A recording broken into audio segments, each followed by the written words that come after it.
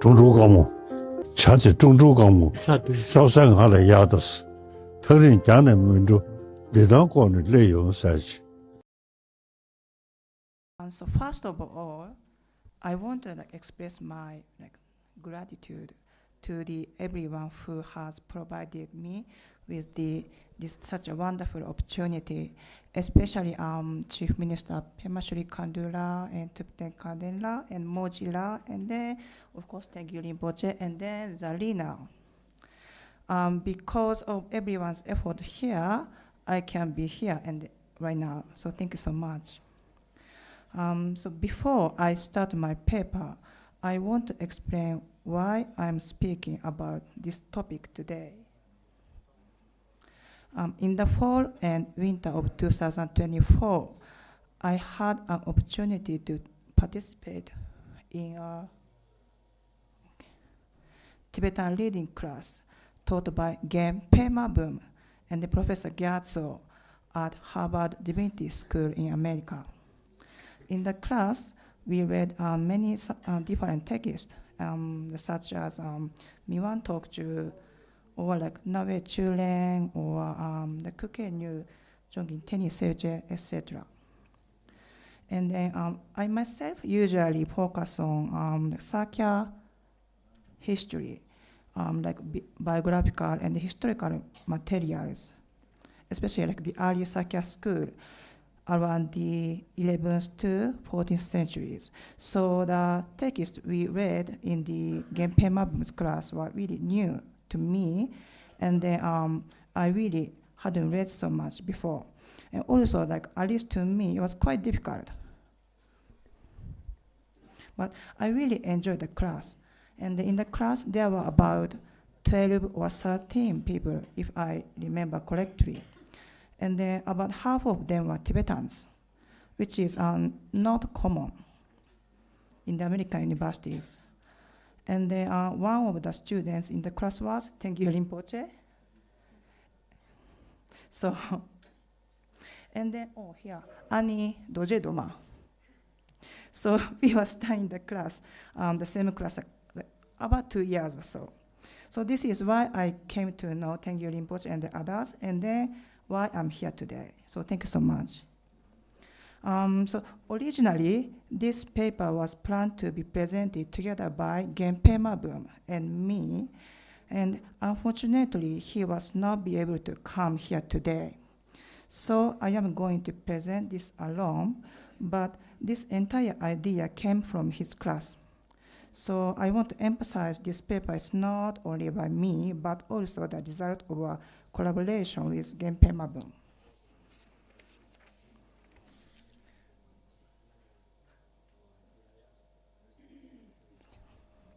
Among the successive Dalai Lamas, the sixth Dalai Lama, Tsangyang Gyatso, is a controversial figure. Historians and religious scholars have held differing views regarding him. However, since he disappeared when he was very young, there are not many accounts directly talking about his life during his lifetime. The fifth, Lelung Zhepey Dorje, personally met and conversed with the sixth Dalai Lama on a few occasions. Lelung Zhepey Dorje was also one who heard first-hand accounts about the sixth Dalai Lama that were circulating within the Tibetan society at that time. And next slide, please. He recorded many of these, and then his direct observations and experiences with the sixth Dalai Lama in his own autobiography, Ripezin Losantin Reki Tokju Kesanga Tung, and the story of the knowledge holder, Losantinle, a festival of good fortune. Today, I will introduce some of the author's observations to reveal how he perceived the sixth Dalai Lama. I just want to mention that this paper is not only introduce the personal impressions according to the Lelung's autobiography, but does not analyze analysis what kind of person like Tsangyang Gyatso himself was. Some people have already mentioned about his autobiography, the Lelung autobiography, yesterday and the day before yesterday in the conference here. And then, so I'm not going to talk in detail about this autobiography, but I want to read a part of it, all of you, especially about when Lelung first met the sixth Dalai Lama when he was little. Next, please, okay. In 1699, the fifth Lelung, when he was 3 years old, was officially recognized as the reincarnation of the fourth Lelung Jedun Gendun Chuge Wanchu. The first account about the sixth Dalai Lama by Lelung appears when Lelung was 3 years old. Quote, whenever a new incarnation arrives, many Dharma protectors such as Lamo and Samye, His Holiness the sixth Dalai Lama Tsangyang Gyatso, Panchen Rinpoche, and the Mindu Tertun Rinpoche, and so forth, were consulted numerous times for divination and prophecies. His Holiness the sixth Dalai Lama Tsangyang Gyatso said, try to ascertain if it is the actual person. So he was not sure. Then when doubts arise, do the investigation. End quote. So although this is not something that happened when Lelung met the sixth Dalai Lama in person, but this is the first description about the sixth Dalai Lama by Lelung. Next, please. The next episode is from when Lelung was 6 years old in 1702, when the sixth Dalai Lama performed the haircutting ceremony for Lelung. So Lelung's autobiography gives the vivid account of the sixth during the event. This is a long quote, but I want to read it together with you because it's really interesting part. Quote, in the 8th month of the water horse year, 1702, at my age of 6 years old, we prepared for going for the haircut ceremony at His Holiness Tsangyang Gyatso. Abar-Gyamon looked at the planets and the motion of the stars, and then the result of the astrological meeting was good, so we departed Lelung and crossed Sanli. When I was going to the Yangon monastery, at the time of arriving in the Gunjong town with a large procession of monks who were welcoming us from the monastic school, I arrived at the storehouse. I stayed there and visited monasteries, etc. At the time of visiting the blessed statue of Je Rinpoche, which was known as Tashido Kama at the Shere Chapel, companion said, "What is this?" Then, since I naturally said from his memory, Tashido Kama, those who were there considered what Lelung said as a recollection of the current, the previous Lelung former lives, because the first Lelung was the student of the Je Rinpoche. And next, please. And during that time, since its coincidence with the sixth Dalai Lama's mother, Tsewa Lamo, circumambulating at Tardu. Having said that, we all should go to see her. We went to see her at Tardu. At that time, since most lamas have to prostrate to her, the Dalai Lama's mother, and then wife of the Sisage Gyatso, etc. At the time of prostrating by me also, since I was young, so this is I did learn. I prostrated so many times. Then all of the masters and attendants laughed. I thought the one who is called Gyeyum shouldn't have been someone like this. I thought this one who looked like someone with like blue face and Mongolian clothing is Yashawa. Please tell me what's Yashawa. I really don't know. I thought like something like strange or amazing. And the Dalai Lama's mother didn't say anything. And her assistant asked me some questions. And he gave me gifts, etc. in the guest house. And next, please.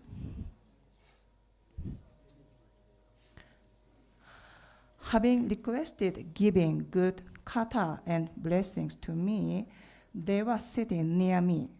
At that time, thinking like a child, decorating such as like murals and golden victory banners of the palace were fascinating. I showed them to my companions.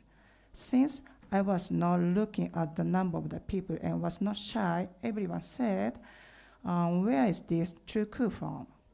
One who is like this small boy is really powerful. And then they were amazed about Lelung. Then the chief assistant also came and said, since His Holiness has gone to the corner of the Namse Genzu, I believe this is the name of the government treasury, and go to see him. If the sixth Dalai Lama has some questions, since you have a small truku, it probably wouldn't happen, which means since you are too little to answer the questions, so you older people answer them. Then, since I said I can answer by myself, then he was really happy. And then actually the next one is really the most important, impressive part. Next, please. Then I went to have an audience. His Holiness wore thin garments, which were pale blue, very thin silk. His hair reached almost to the underside of his ears. His Holiness, who put rings, etc., on every finger, had attendants on either side of him, who also carried various kind of mismatched quivers and gloves. And then, so those attendants stayed standing. His Holiness was incomparably, magnificent. As soon as I saw him, face arose spontaneously, and then, since his body was brilliant, I couldn't look at him continuously. Since he had been stained with excellent qualities, good qualities, without any obstructions, I developed authentic faith. When I requested empowerment, as soon as I touched the back of his hand, which was connected with his wings, accidentally. So then he showed kindness. Then smiling, he left with his attendants right away. Next, please. In quote, still. Then, on the auspicious day, when I asked His Holiness to allow me to offer him cutting of my hair, His Holiness came back. Then he said, it is reasonable that I take cutting now, but I have changed my physical body, which means right before this, he gave up his monkhood. So I don't do these kind of things for others now, so just imitation will be enough. So I give you the precious golden reliquary. I can give you a name. Then he went. Also, as a joke to the chief assistant, he said, right now, I will name Jerun Turku as Ani Tintin Doma. So chief minister said that I should go back to His Holiness now and ask, and so forth. And the next is the actual hair cutting ceremony part. Next, please. And next day, I went for offering my hair to His Holiness. Then whoever the teacher was, a main attendant had come as the representative. Having arranged this, he gave me kata at the dome of kata. After that, His Holiness took my piece of hair. After offering my hair towards the precious golden reliquary, His Holiness gave me name as Losan Tempe Gensen, and he gave a name inscription stamped on a seal as well. On that day, he gave a name to the little monks from Sanri Ugenrin as well.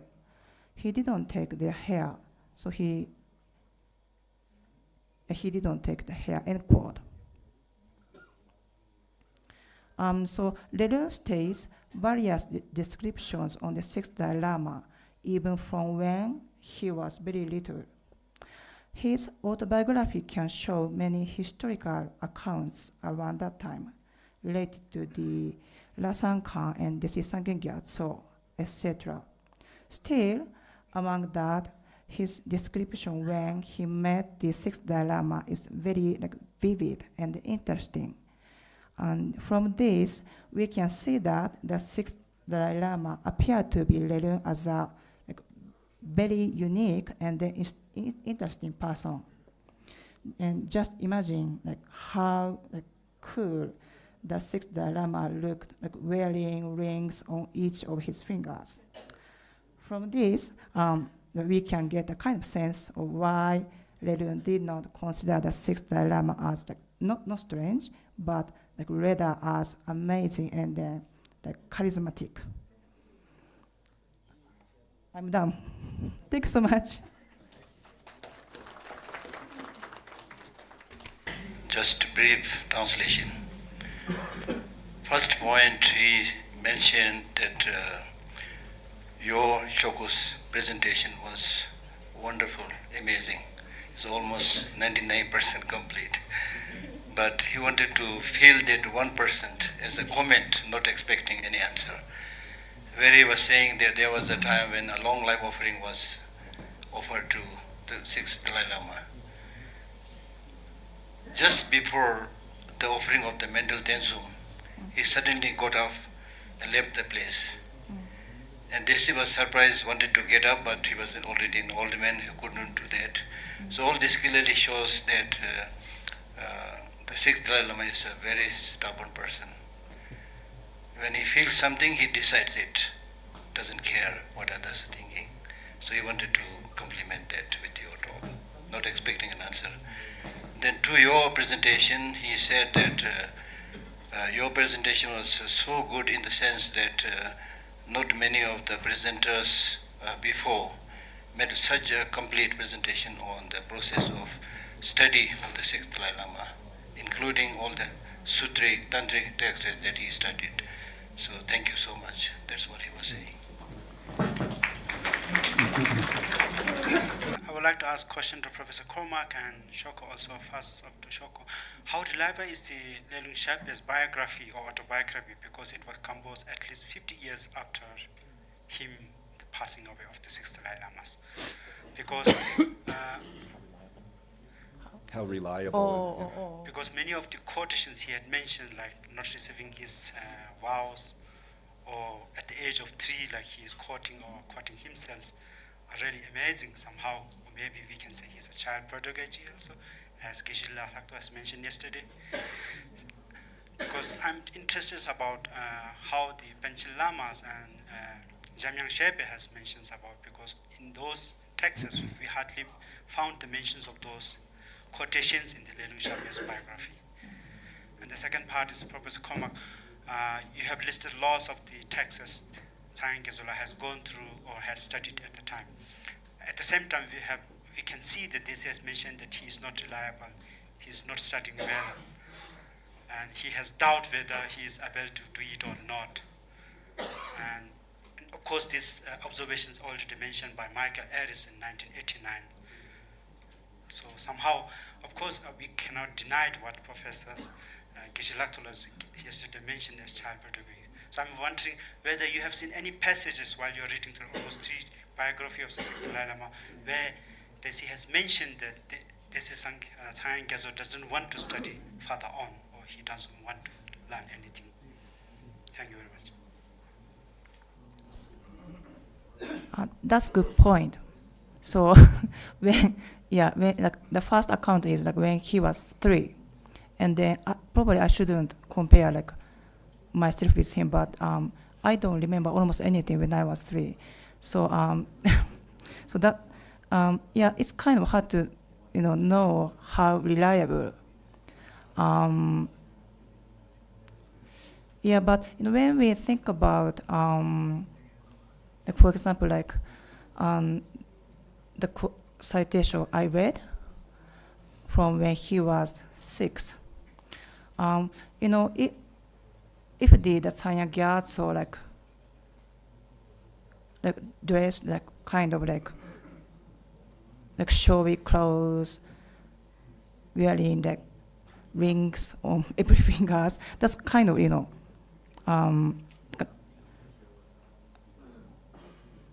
I can probably, if I have the similar expression, maybe I can recall very vividly. So that might be the case. And also, like you said, it's kind of hard to know how reliable that is. That is really true. I really don't have the answer for this. So thank you very much, everyone, for your excellent questions and comments. Let's give a round of applause to our 2 speakers again. You want this?